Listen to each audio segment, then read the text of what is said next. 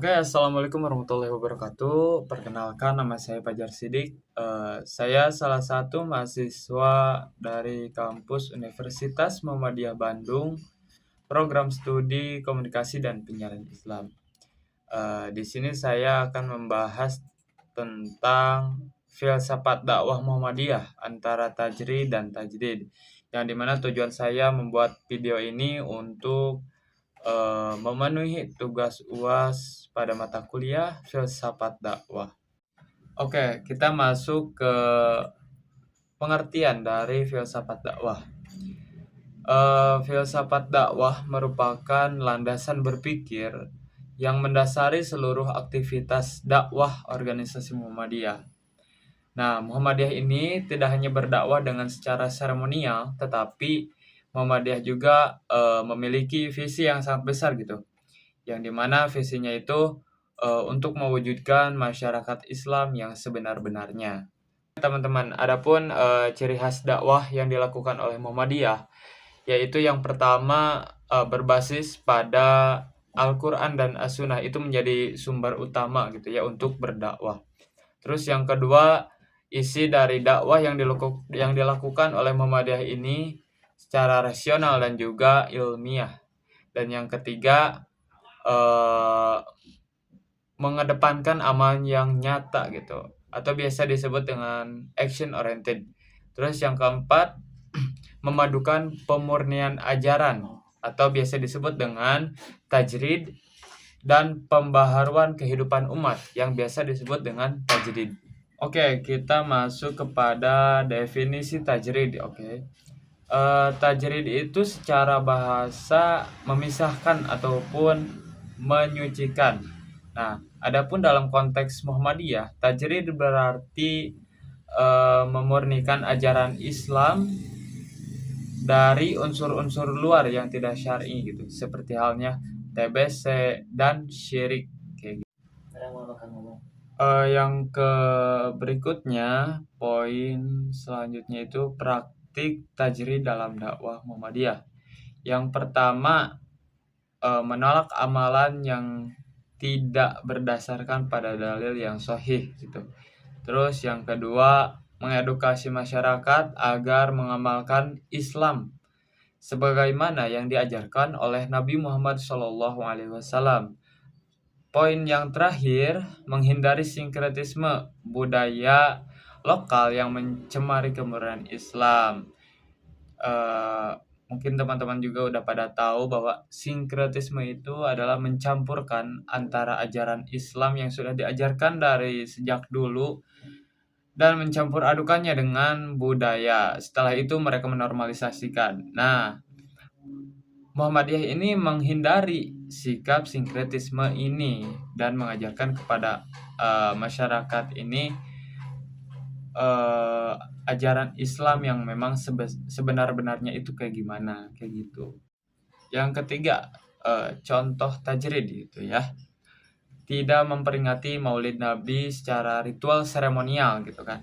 Kebanyakan di lingkungan kita itu masih banyak yang melakukan ritual-ritual kayak seperti itu pada acara Maulid Nabi gitu kan. Masih ada tapi tidak banyak gitu. Terus yang kedua, menolak ziarah kubur berlebih-lebihan dan meminta pada orang yang sudah meninggal. Nah, seperti yang kita tahu bahwa orang yang meninggal itu kan tidak akan hidup lagi di dunia ini gitu kan. Mereka akan hidup di hari kebangkitan nanti. Nah, tapi sampai saat ini masih banyak orang yang memang meminta-minta gitu pada hal tersebut, pada orang yang sudah meninggal gitu. Dan entah tujuannya kayak gimana dari orang tersebut. Yang intinya hal ini tuh sangat-sangat tidak berlandaskan pada sumber Al-Quran dan As-Sunnah gitu ya. Jadi kalau bisa dibilang itu tahayul lah, percaya sama hal-hal yang tidak sepantasnya kita yakini. Oke, poin yang ketiga, tidak menggunakan jimat atau benda keramat. Nah, hal ini juga bisa menjadi kemusyrikan ketika kita percaya pada jimat ataupun batu keramat yang memang kata orang-orang yang mempercayai hal tersebut itu, hal ini tuh sangat membantu kehidupan mereka, sangat berguna bagi kehidupan mereka gitu. Oke, selanjutnya masuk kepada pengertian tajdid dalam Muhammadiyah. Definisi dari tajdid gitu ya. Tajdid merupakan pembaharuan gitu. Dalam Muhammadiyah, tajdid bukan berarti merombak ajaran Islam, tetapi membawa cara baru dalam menyampaikan dan mengamalkan Islam sesuai dengan zaman gitu. Jadi mengikuti era zaman modern seperti sekarang agar tujuannya itu sesuai dengan konteks zaman gitu. Terus merespon perubahan sosial, budaya, dan ilmu pengetahuan modern kayak gitu. Oke, selanjutnya contoh dari tajdid itu sendiri. Yang pertama, tajdid dalam pemikiran menafsirkan Islam secara rasional dan kontekstual gitu ya. Menjelaskan ataupun mengajarkan Islam secara masuk akal. Dan yang kedua, tajdid dalam pendidikan dengan mendirikan sekolah modern, universitas, dan juga pelatihan kader dakwah. Terus juga tajdid dalam bidang kesehatan, mendirikan rumah sakit dan juga klinik gitu ya. Dan selanjutnya poin yang terakhir, tajdid dalam metode dakwah.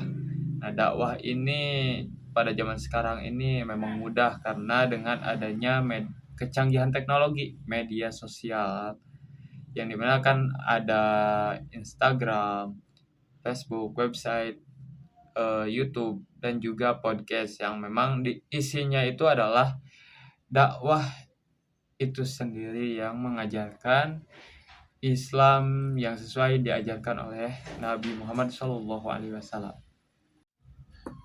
Selanjutnya contoh dari tajdid itu tersendiri, mendirikan sekolah modern sejak abad 20. Ini poin yang pertama, yang dimana kan pada abad 20 itu belum banyak ormas Islam yang melakukan gitu, yang belum banyak ormas Islam yang mendirikan sekolah modern gitu pada abad 20. Dan juga yang selanjutnya, poin selanjutnya dakwah dalam media digital. Seperti yang saya sebutkan barusan, bahwa dakwah sekarang itu makin gampang, makin canggih gitu karena dengan adanya teknologi, dengan adanya internet gitu, maka dakwah ini sangat gampang, bisa di-share melalui TikTok, YouTube, Facebook, atau juga Twitter gitu ya. Dan yang terakhir, mendorong keterlibatan perempuan gitu dalam amal usaha dakwah dan juga pendidikan gitu. Nah, untuk selanjutnya kita masuk kepada hubungan tajrid dan tajdid dalam filsafat dakwah Muhammadiyah.